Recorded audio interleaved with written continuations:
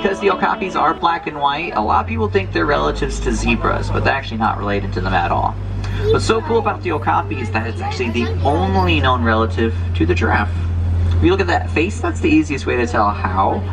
Both okapi and giraffe skull structures are actually the exact same shape. Except the okapi skull, it's a lot smaller in its size.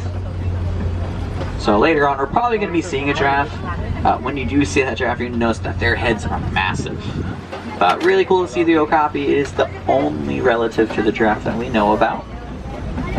Let's go around the corner.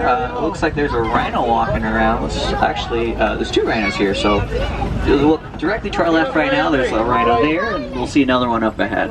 Now, both these rhinos are the black rhinos. Black rhinos weigh about 3,000 pounds, and even though they weigh 3,000 pounds, they could actually charge at around 35 miles per hour. Now, I can't see the second one as easily. There it goes. Looks like it just chased away that bird. So, they only really charge after certain things that might try and intimidate the rhino back, but there's not much who tries to mess with a rhino. Now, here on our right-hand side, this is a greater kudu. The greater kudu is the second tallest antelope in Africa. She's about 6 feet tall, and then I see another kudu coming up for our left side. Now the way I can also tell that these are female kudu, because looks like there's another one there, they don't have horns. Only male kudu grow horns, while the females don't have any at all. And then if you look behind the kudu there on the left, you'll see a different animal called the bongo. Now bongos are actually really good at hiding. There's actually a lot of them up there the more I'm looking. They have a really dark kind of orangish color that helps them blend in with this environment very, very well. If you see way in the back, there's one kind of walking and you can just barely see them there. That dark color blends in with the shade and also the dark greens here. They have white stripes to help blend in with the sunlight too. So bongos are experts of camouflage, which is why their nickname is the ghost of the forest, which is also like the coolest nickname too. But we are leaving the forest. We're now going down into this river. This is the Safi River. It's home for a couple of unique animals. Some are underwater or up on land. You can kind of see a hippo there on the right. He might be coming up to the land right now, but unfortunately it's an area where he can't stop. Yeah, I think he's coming up to land. Now, hippos only really come to land to eat or to sleep, so he might be going up there for some food. Maybe he feels like taking a nice midday nap. Let's see if you can find some of the other hippos who live here. Oh, I do already see another one there on the left, just opening its mouth there. Let's try and get a little closer. There's also a lot of the pink-back pelicans out here today. The pink-back pelicans get some pretty pink backs during their mating season. Those ears wiggle. So that one let out a huge yawn. And actually, here on this island, if you look in front of it under the water, there's 2, 3 more down there. Now when hippos are underwater, they can hold their breath for 8 minutes long. You may have seen one of those hippos kind of its back feet going down. Now hippos actually aren't the best at swimming. They're not good swimmers, so they head down to the bottom of the river. Once they are down there, they're actually walking instead of swimming, or running if they need to move fast. And keep looking to the left, because there's those crocodiles. Now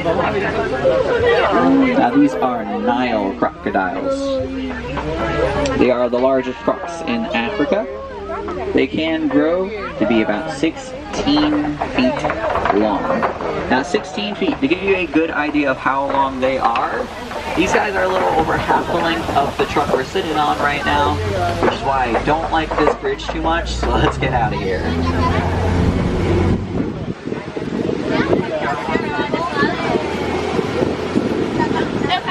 As we keep on moving, I'm going to be bringing us over towards the Savanna, the largest ecosystem out here on the reserve. Now the Savanna is pretty much where we're going to be spending most of our day, and that's where most the animals live as well. It's home for some of those very famous animals that you're also probably here to see, like the giraffe, the elephants, and there's also some lions who live out there too. So hopefully we see all those amazing animals and a lot more.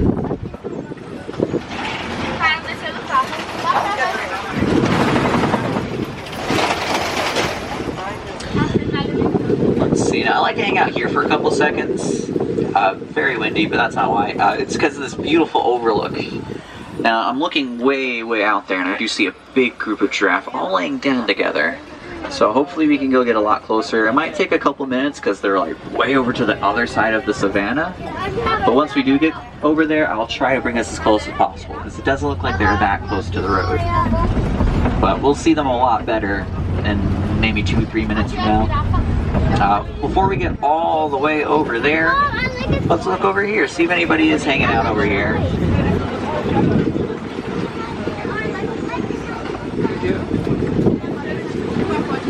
Let's see if anybody's by the cave. Looks like in the grass. They're kind of spread all over. Those are African painted dogs. They're laying down. I think they're all asleep. Now the painted dogs, they have orange, black, a little bit of white to them on their fur. So you see they're mainly laying down where the sunlight is on the grass.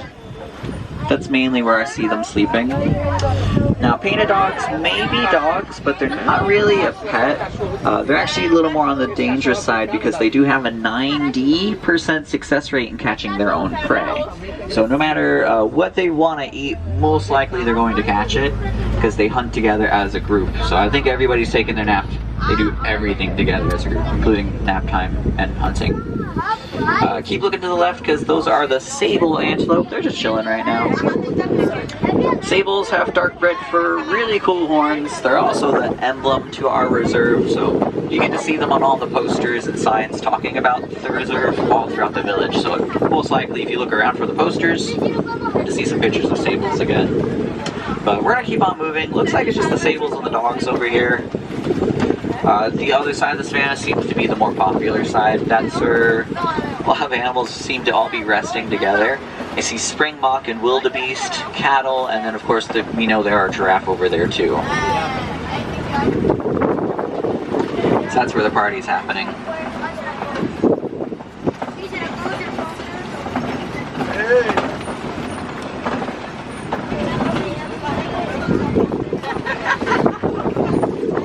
Now the springbuck are the little tiny antelope you see laying down.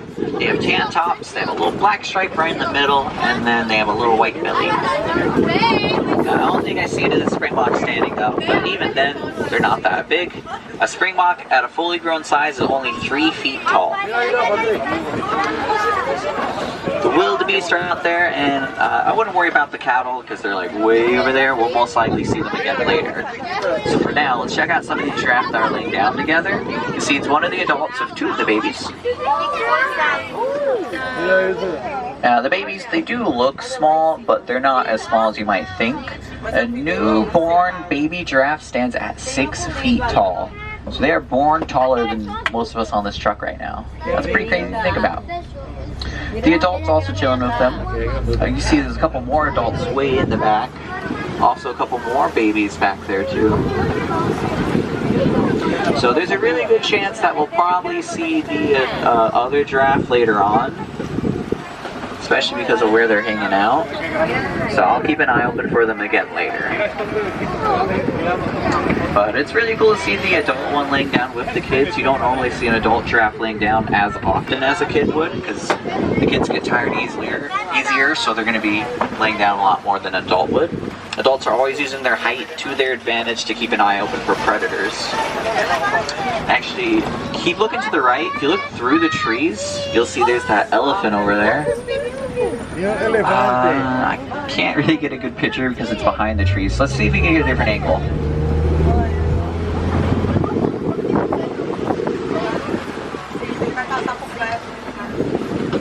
You can see it a lot better over here.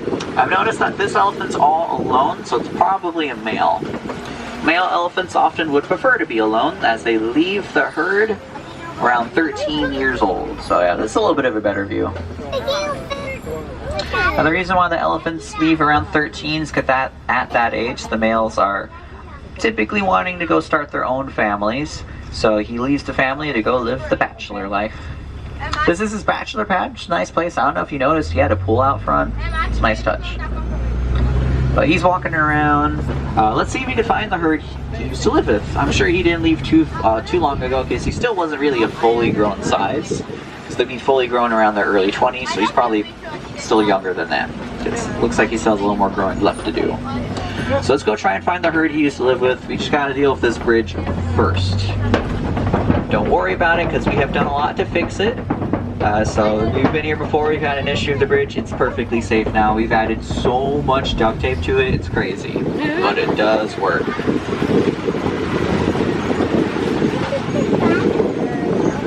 As you do go through here, this is the red clay pit. It does look like the elephants are here too, because I see all their tusk markings on the right. Oh, and there's one here on the left too. 3, 4. Not 3. Maybe 4. And that's the baby one. You see she's walking over there?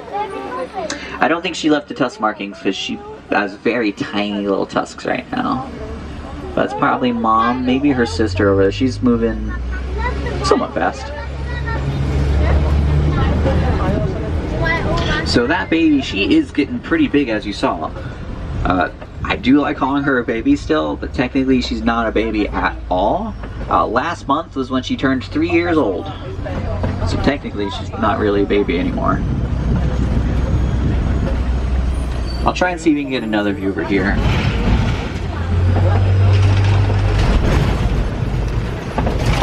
I think she went walking over to her sister because the really big one over there is mom. One of those very long tusks. Yeah, so she went to her sister there. Now that's her older sister. She's about 8 years old, so she's kind of half the size of mom right now. Now her older sister is about 5,000 pounds. The baby, she's 2,000 pounds. And mom is 10,000. So that's why I said her sister's kind of about half the size of mom right now. Oh, and hi, there's a giraffe here on my right too. Now an adult giraffe is also pretty heavy. They're about 2,000 pounds as well. So I believe average adult will be just a little more than what the baby elephant is right now.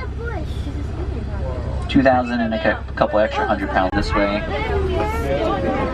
So the first 2 baby giraffe, now that I've seen the others, the first 2 we found are the 2 youngest of the baby giraffe. There's 5 different ones, and the 3 over here are the 3 oldest ones. If you keep looking to the right, you can also see the cattle. So we didn't really see them very well earlier, and we still can't see them that well now. But you will see those horns. They're very hard to miss. Cattle horns grow to be about 4 feet long. So those things are huge. They're taller than probably some of the kids on this truck. But those cattle were kind of laying down, so those horns kind of always give away where they're at, so they're not the best at hide and seek out here. Look back to our left side, because here's the greater flamingos. Greater flamingos are the largest and also the lightest flamingo in Africa. So they do naturally have that much lighter shade of pink to them. And whenever you get to see a group of flamingo, any type, anywhere in the world, this is called a flamboyance. So it's a big flamboyance of flamingos.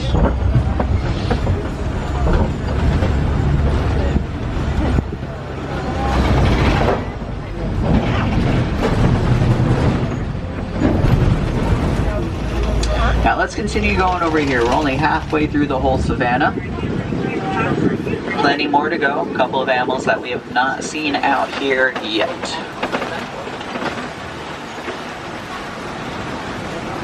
Ooh, there's a rhino there in the rain. Don't worry just yet. I know exactly where it's at, so we'll see it again much closer too. I don't think that rhino plans on waking up anytime soon either, so we should see it in the same spot asleep still. So as we do work our way all the way over there, we do have a couple more areas to look around as well, like here on the left. I know some animals like to hide back there. I can kind of see the cheetah. So you see where the big rocks are in the middle? It's right behind it. So I'll move up a little more. So it's kind of behind the trees there now. It just picked its head up. Now the cheetah, it is the fastest animal on land. It looks like it is kind of napping right now. When they do start running, they could go 0 to 60 miles per hour in only about 3 seconds. Which is faster than what most cars could even do. Let's go around the corner and see if the other big cat is around. Around the corner is the lion's territory. They live up here on this big rock. Hi there, that little antelope on the left's a water buck, but not what we're looking for. Let's see if the lions are on the other side. Now, if we do see a lion, just know there is a great chance it's asleep right now. Lions spend a lot of their day sleeping, about 20 hours of their day spent inactive. I do see an ostrich on the right. There is also our rhino friends, but don't worry about them still, because we still will see them around the corner. I do see the lions, so let's go check them out. Looks like two of the lioness. One's awake, one's asleep. This is actually a perfect example of what I mean by saying they're inactive.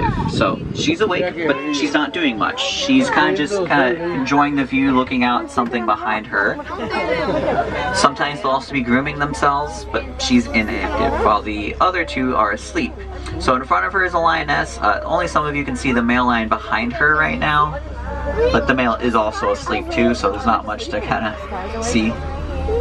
But she is staring out behind their territory, making sure that there's probably nothing nearby. So this is an inactive time still.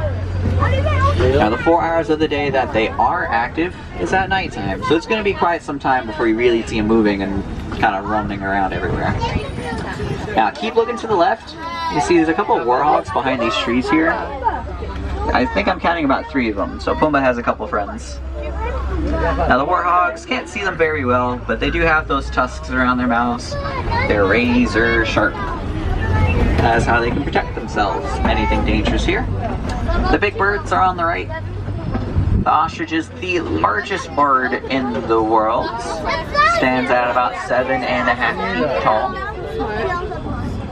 The rhinos are still sleeping. There's actually rhinos, so we only saw one earlier. I'm counting 6 of them over there. And then much closer to us, if you look on the ground, you can see the ostrich's eggs. A whole nest of them. Now those rhinos back there are the white rhinos. White rhinos weigh about 5,000 pounds. In the forest, we found their cousin, the black rhino, who's only 3,000. So they are the larger of the 2 species of rhinos out here. Those eggs on the ground, since they're laid by the largest bird, those are also the largest bird eggs in the world. The average one of the ostrich's eggs weighs 3 pounds. Which is a lot for an egg. Want to do a fun little experiment the next time you go to the grocery store? If you get a chance to hold 2 dozen chicken eggs, that's the same weight as if you were holding a single ostrich egg. As you do come through here, we are very close to the end of the reserve. There's one animal hiding like way back there on the right. Looks like the scimitar horned oryx. Since it is hiding back there, I don't think it wants to be seen, so we'll leave it alone. But the oryx is found over by the Sahara Desert.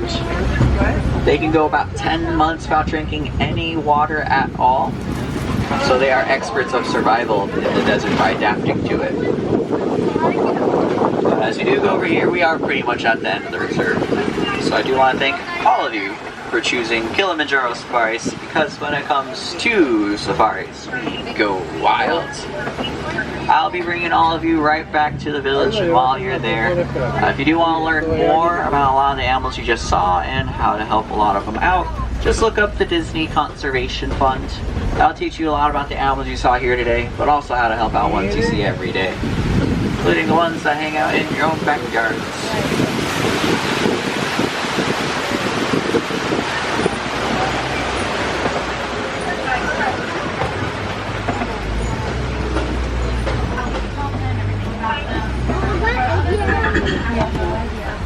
Now we are pretty close to the